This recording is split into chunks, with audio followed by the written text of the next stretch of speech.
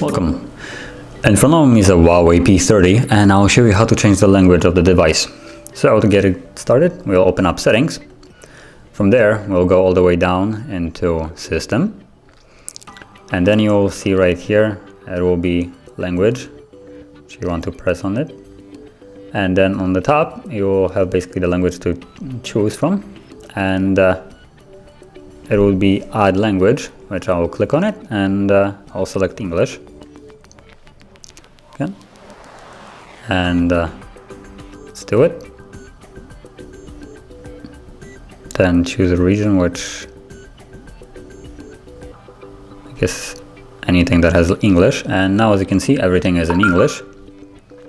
And all the choices that we went through before, language and input, and language and region. So yeah, you choose it, and then if you want to choose the language again, you can just drag it up and it will automatically change.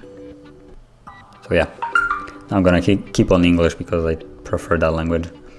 Now, if you found this video helpful, don't forget to hit like, subscribe, and thank you for watching.